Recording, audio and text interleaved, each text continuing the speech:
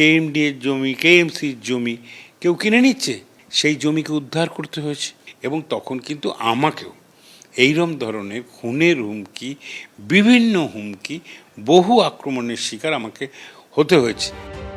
Trinamool councillor Sushant ঘোষকে খুনের চেষ্টার পর ফের সামনে এসেছে জমি দখল এবং তা নিয়ে তৃণমূলের অন্দরের কলহের অভিযোগ।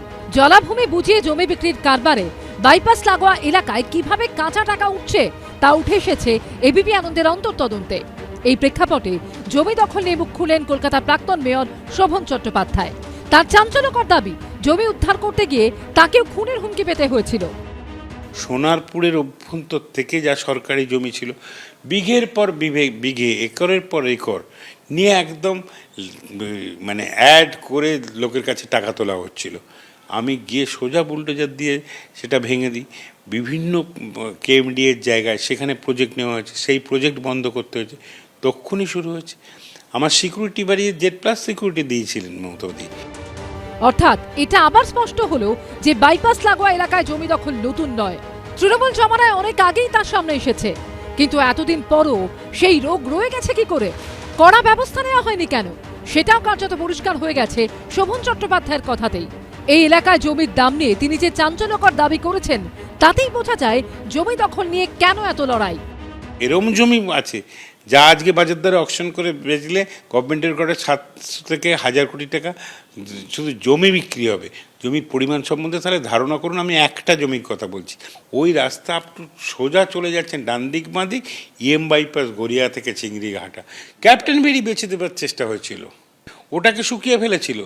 এমন এমন জায়গা আছে, আপনাকে বলছি যে বাইপাসে এদিকে তো পেলেন, এবার এর উল্টো দিকে আইটিসি বা এর পেছন দিকে বহু একর জায়গা আছে, সেই জায়গাও কিন্তু এইভাবেই দখলকৃত হয়েছিল। অর্ধেক জমি দখল হয়ে গেছে, মোর দ্যান 50% জমি। বাইপাস লাগোয়া ডান দিকে ক্যাপ্টেন ভেরি থেকে শুরু করে একদম গড়িয়া পর্যন্ত, আর এদিক দিয়ে আপনার যদি চিংড়িহাটার মুখ থেকেই যদি আপনি যান, তাহলে একদম ভাঙড়ের কোল পর্যন্ত বহু জায়গা ঘিরে রেখে দিয়েছেন।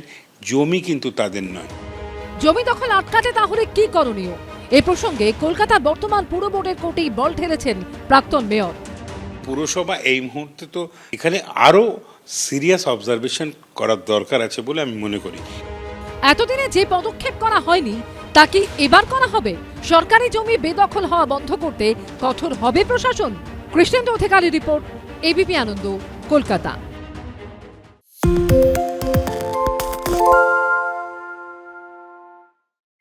সত্য অন্তহীন, সত্যের খোঁজও তাই, সত্য সন্ধানে তাই আমরা অক্লান্ত, অকুতভয়। এবিপি আনন্দ নতুন ভাবনার প্রতীক, যা মনে মুক্ত, তথ্যে যুক্ত এবং যাবতীয় সীমানার বাঁধন থেকে মুক্ত।